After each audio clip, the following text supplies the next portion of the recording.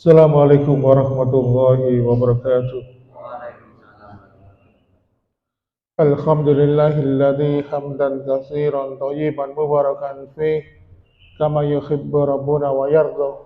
Asyhadu an la ilaha illallah wahdahu la syarika lah wa asyhadu anna Muhammadan abduhu wa rasuluhu alladzi la nabiyya ba'da. Allahumma shalli wa sallim wa barik ala Muhammadin wa ala alihi wa ashabihi wa man tabi'ahum bi ihsan ila yaumiddin. Fa ya ibadallah usikum wa nafsi bitaqwa faqad fazal muttaqun. Qala ta'ala fi kitabil karim a'udzu billahi samiil alim minas syaitonir rajim. Ya ayyuhalladzina amanu taqullaha haqqa tuqatih wa la tamutunna illa wa antum muslimun. Ma'asyiral muslimin wa zumratal mu'minin rahimakumullah. Kalau kita mengamati kondisi kita di sekitar kita ini sebenarnya adalah kondisi yang mungkin sebagian banyak orang mengatakan kondisi yang lagi ruwet. Karena banyak orang itu merasa bahwa kondisi ini jauh berbeda dengan beberapa waktu yang lalu. Oleh karena itu ada benang merah yang perlu kita pahami bahwa selama kita saat ini masih diberikan kenikmatan oleh Allah, dan kenikmatan yang ada di depan mata adalah kenikmatan ketika kita masih diberikan kenikmatan oleh Allah untuk beribadah, menjalankan ketakwaan, menjalankan ketaatan, maka itu adalah sebuah kenikmatan. Ketika kita menjalankan itu semua, salah satu modal kita adalah ketika kita diberikan fisik dan jasmani yang sehat dan kuat. Maka sesungguhnya nikmat ini, nikmat kesehatan harus kita syukuri. Pertanyaannya adalah bagaimana cara mensyukuri nikmat kesehatan itu? Maka seperti yang pernah kita bahas yang lalu adalah ketika kita diberikan karunia oleh Allah, maka kita harus menjaga karunia itu. Maka ketika saya melihat, karena kebetulan saya ini membandingkan ya jamaah masjid ini dan masjid di sana, saya melihat alhamdulillah jamaah Masjid Al-Basit ini semangatnya luar biasa. Walaupun usianya banyak yang di atas saya, tetapi itu semua adalah modal menjadikan nikmat kesehatan itu sebagai nikmat yang disyukuri. Salah satu menjaga nikmat sehat itu adalah ya tentu saja menjaga kesehatan. Makanya perlu sebagai mudi saya sampaikan bahwa usia di atas 45 tahun itu secara pemetaan fisik ya, itu sudah mengalami kemunduran. Bagi mereka yang ada keturunan diabetes, maka menurut survei, diabetes itu akan muncul pada usia 45 tahun. Bagi mereka yang ada potensi untuk keturunan. Bisa juga tidak. Nah, artinya apa? Pada usia 45 ini biasanya kalau pada wanita juga memasuki usia menopause. Kalau wanita itu menopause sehingga FSH atau follicle stimulating hormone itu sudah tidak diproduksi, maka akhirnya apa? Secara alami kaum wanita yang sudah menopause itu derajat kesehatannya akan sering menurun. Karena apa? Follicle stimulating hormone itu salah satu fungsinya adalah untuk mensupport imun. Makanya sekarang ini banyak dikampanyekan, banyak latihan fisik, berolahraga ringan ya. Seperti kalau saya lihat setiap saya pulang dari sini, Dr. Ben Hardy, setiap pulang dari kajian, beliau jalan-jalan sampai kemana, ke SMA Puri atau enggak, sampai saya kurang tahu rutenya beliau di mana, tapi saya sering melihat beliau itu olahraga ringan, berjalan kaki minimal 30 menit dan dalam satu minggu minimal 3 kali. Kemudian walaupun usia sudah memasuki lansia, maka disarankan untuk latihan beban, Pak. Latihan beban ini untuk melatih otot, karena dengan bertambahnya usia, otot itu masanya semakin menurun, kekuatannya semakin menurun, maka harus dilatih. Mungkin dengan alat-alat yang sederhana, misalnya barber. Kalau tidak ada barber ya mungkin ada kemasan gula 1 kilo atau beras 5 kilo diangkat pakai kaki atau mungkin pakai tangan gini sambil nyantai-nyantai dan sebagainya. Atau mungkin tanpa beban sekalipun, misalnya dengan latihan beban seperti menggerakkan anggota gerak kita dan sebagainya. Oleh karena itu, ma'asyiral muslimin, itu dari segi fisik. Kemudian dari segi makanan tentu kita harus banyak menseleksi. banyak makanan-makanan yang tidak baik, yang intinya karena kebanyakan di atas usia 45 itu mengalami degeneratif, karena degeneratif itu artinya mengalami kemunduran, maka prinsipnya adalah mencari asupan nutrisi yang regeneratif, yang meremajakan sel, seperti banyak mengkonsumsi antioksidan. Antioksidan itu artinya apa? Menghambat oksidasi, menghambat kerusakan sel. Contoh misalnya banyak mengkonsumsi real food, seperti yang sering dikampanyekan oleh dokter-dokter nutrisi itu apa? Kalau misalnya vitamin C itu sumbernya dari asam ascorbat, kalau secara kimiawi mereknya berbagai macam-macam, tapi kalau real food kita langsung mengambil dari sumbernya. Misalnya kalau vitamin C ya berarti dari buah-buahan. Semakin berwarna semakin baik. Kalau apel itu semakin berwarna, maka kualitas kandungan nutrisinya, vitaminnya juga semakin baik. Kemudian juga banyak mengkonsumsi sayuran. Terus kemudian dari pola pikir itu dijaga, bahwasannya seperti yang sudah kita bahas yang lalu bahwa misalnya pola pikir itu harus kita jaga. Kenapa? Karena segala sesuatu di dunia ini sudah dijamin oleh Allah Subhanahu wa taala. Kalau misalnya kita ini risau dengan rezeki yang Allah janjikan untuk kita, maka yakinlah senyampang kita ini diberikan nyawa kehidupan oleh Allah, rezeki itu masih ada untuk jatah kita. Baiklah ma'asyiral muslimin wa zumratal mukminin rahimakumullah, itu sebagai mukadimah. Pada kesempatan ini kita memasuki bulan Dzulhijjah, semakin mendekati hari raya Idul Adha, pembahasan tentang kisah atau pelajaran dari Nabi Ibrahim ini layak dibahas. Karena kalau kita melihat di dalam Al-Quran, Allah Subhanahu wa Ta'ala di samping memerintahkan kita itu untuk meneladani baginda Rasulullah Muhammad SAW, maka Allah pun juga memerintahkan kita meneladani Nabi Ibrahim. Sebagaimana ketika Allah Subhanahu wa taala menjadikan di dalam surat Al-Muntahamah ayat keempat, "Qad kanat lakum uswatun hasanatun fi Ibrahim waladina ma'ah." Dan sesungguhnya di dalam diri Nabi Ibrahim itu ya, dan orang-orang yang bersamanya, yaitu Ismail dan keluarganya, terdapat suri tauladan yang baik. Oleh karena itu, ma'asyiral muslimin, apa teladan yang dapat kita ambil dari kisah Nabi Ibrahim? Banyak sekali. Bahkan beberapa syariat yang Allah turunkan di zaman Nabi Ibrahim itu pun juga masih kita laksanakan sampai sekarang. Seperti menyembelih hewan kurban, berkhitan, ya, berhaji, kemudian berdakwah ini juga termasuk syariatnya Nabi Ibrahim. Yang akhirnya oleh Allah syariat itu dilanjutkan kepada umat-umat selanjutnya. Oleh karena itu, ma'asyiral muslimin, Allah Subhanahu wa taala meninggikan derajat Nabi Ibrahim. Salah satunya disebutkan dalam sebuah riwayat di mana Rasulullah SAW bersabda, "Inna awwala ma yuksa yaumal qiyamahu Ibrahim." Orang yang pertama kali dikasih pakaian oleh Allah setelah dibangkitkan di hari kiamat adalah Nabi Ibrahim. Ini menunjukkan bahwa kedudukan Nabi Ibrahim itu mempunyai kedudukan yang mendekati kemuliaan dari derajat Nabi Muhammad SAW. Oleh karena itu, ma'asyiral muslimin, Imam Al-Qurtubi dalam kitabnya yang berjudul At-Tadhkirah li Ahwalil Mauta,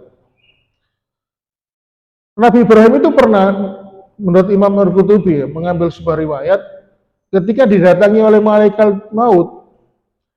Ibrahim itu berkata kepada malaikat maut, "Apakah pantas utusan Allah mencabut nyawa dari kekasihnya Allah?" Ternyata perkataan Nabi Ibrahim ini oleh malaikat maut itu nggak jadi mencabut nyawa, sehingga malaikat maut menghadap Allah melaporkan. Ya, kemudian bahwa ternyata Nabi Ibrahim itu tidak mau dicabut nyawanya karena dia merasa kekasihnya Allah.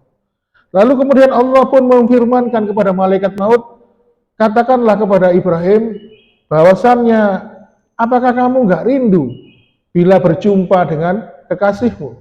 Akhirnya setelah mendapatkan pesan dari Allah yang disampaikan malaikat maut ini, akhirnya Nabi Ibrahim pun bersedia menghadap Allah Subhanahu wa taala.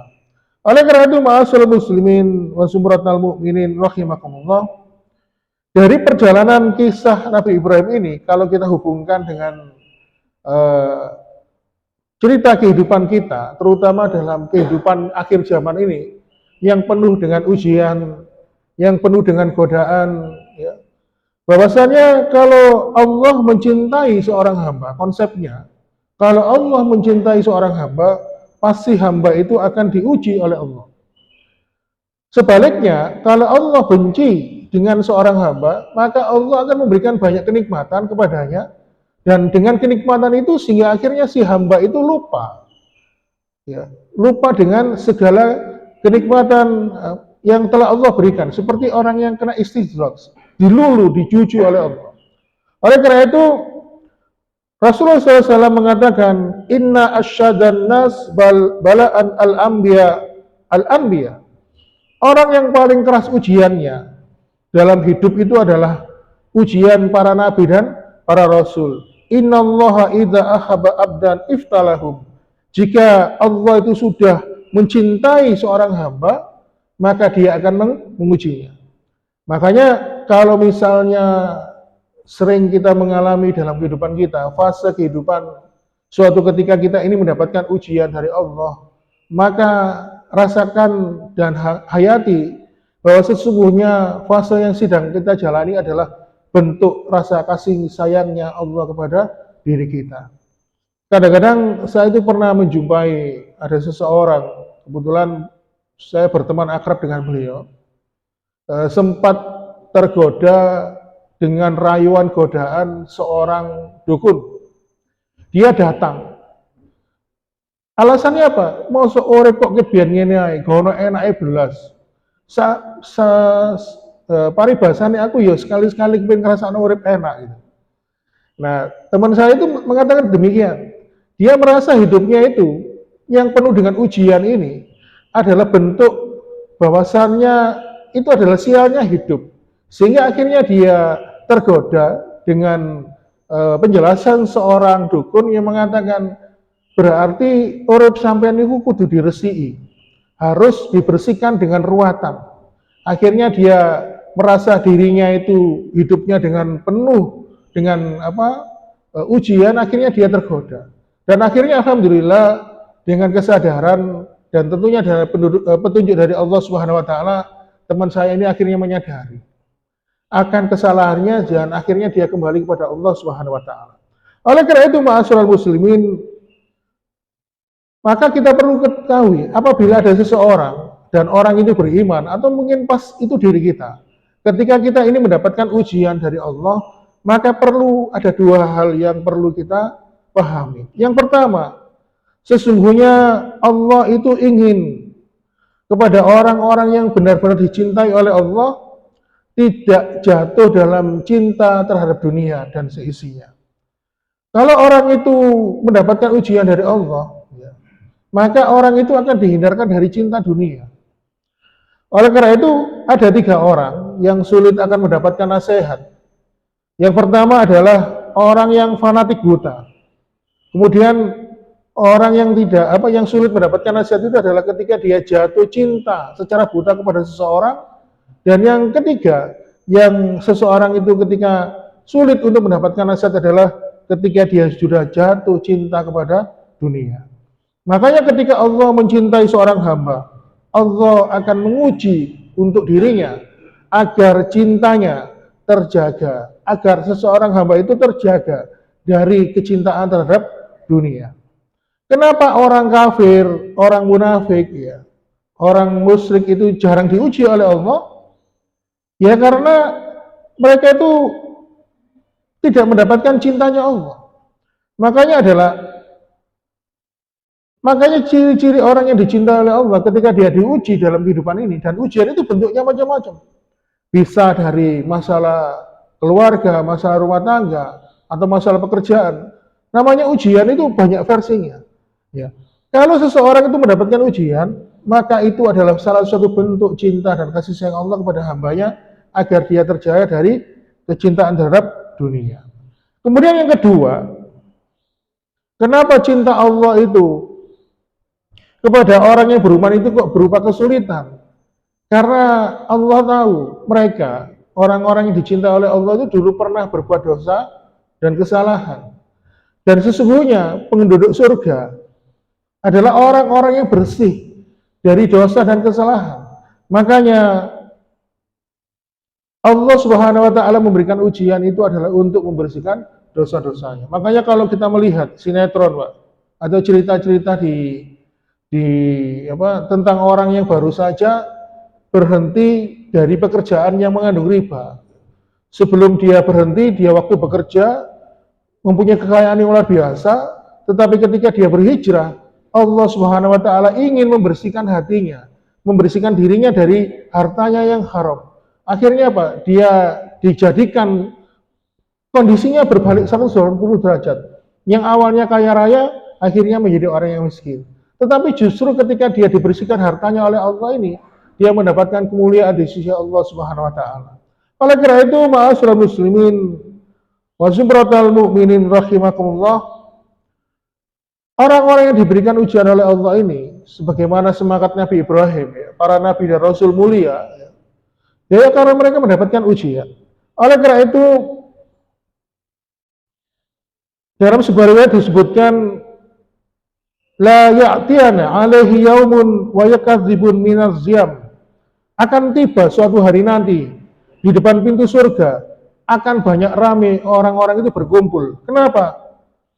Karena sekarang ini sepi, Pak. Nanti di depan pintu surga itu banyak orang berkumpul rame. Kata Rasulullah, kenapa kok rame banyak orang berkumpul? Karena nanti orang-orang itu akan berjejal-jejal, antri masuk surga. Maka pertama kali yang akan masuk surga adalah Rasulullah SAW. Kemudian malaikat yang bernama Qazin, penjaga pintu surga, bertanya, Man anta? Siapa engkau? Lalu Rasulullah mengatakan, Ana Muhammad bin Abdillah khataman nabiin wa mursalin. Aku adalah Muhammad bin Abdillah, penutup para nabi dan rasul. Kemudian malaikat yang bernama Qazin itu mengatakan, Ya Rasulullah, sesungguhnya saya tidak pernah diperintahkan membuka pintu surga sampai engkaulah yang pertama kali mengetuknya. Lalu terbukalah pintu surga. Nah, pintu sholat terbuka, pintu puasa terbuka, pintu jihad terbuka. 8 pintu surga itu semuanya terbuka. Dan satu pintu surga dari pintu yang lain, jaraknya 40 tahun perjalanan. Dan Rasulullah SAW adalah orang yang pertama kali masuk ke dalam surga. Dan mereka masuk surga itu berombongan. Yang masuk surga dari pintu sholat, mereka berombongan. Mereka yang masuk pintu surga dari pintu taubat, mereka juga berombongan. Sebagaimana ketika Allah mengatakan di surat Az-Zumar, wasiqal ladzina taqaw rabbahum ilal jannati zumara. Dan orang-orang yang bertakwa kepada Tuhannya diantar masuk ke dalam surga secara berombongan. Zumara itu berkelompok, berombongan. Oleh karena itu, ma'asyiral muslimin wa zumratal mu'minin rahimakumullah, semangat Nabi Ibrahim itu perlu kita wujudkan dalam kehidupan kita sehari-hari, bahwasannya Nabi Ibrahim itu termasuk Nabi Ulul Asmi. Ya. Ada 5 orang Nabi yang masuk ke dalam golongan Ulul Asmi. Kenapa kok dikatakan Nabi Ulul Asmi? Mereka adalah para Nabi dan Rasul yang mulia. Kenapa? Karena salah satu kemuliaan mereka didapatkan karena mendapatkan ujian dari Allah. Siapakah mereka? Mimmi. Ya. Mimmi itu siapa? Mim pertama, Mi-nya Musa, kemudian I-nya Isa, kemudian Muhammad, Ibrahim, ya. Siapa lagi, Pak? Satunya lagi. Ada 5. Nanti kalau bisa jawab, disangoni Pak Jarwo. Jadi salah satu keutamaan para nabi dan rasul itu mendapatkan gelar ulul asmi adalah karena mendapatkan ujian dari Allah dan mereka lulus. Makanya ma'asyiral muslimin, sekali lagi, ketika kita memasuki dalam kehidupan dunia ini, apalagi kita ini hidup di zaman yang penuh dengan gonjang-ganjing, banyak kalau kita tidak memperkuat imun ya, dan tidak memperkuat iman, tentu sudah akan terbawa oleh arus kehidupan yang begitu kerasnya ini. Demikian ma'asyiral muslimin, Ini sekilas pembahasan bagaimana kita ini menteladani bagaimana kehidupan Ibrahim dari sisi yang lain. Bahwasannya Nabi Ibrahim adalah salah satu hamba yang dimuliakan oleh Allah, yang dicintai oleh Allah, sehingga konsep Allah ketika mencintai hambanya adalah dia akan selalu diberikan ujian dan cobaan. Begitu juga diri kita, apabila kita ini merasa sering mendapatkan ujian dan cobaan dari Allah, maka tumbuhkanlah keyakinan dalam diri kita bahwa itu sebagai bentuk Allah mencintai diri kita. Demikian ma'asyiral muslimin yang dapat disampaikan. Mohon maaf bila kekurangan. Saya akhiri, wassalamualaikum warahmatullahi wabarakatuh.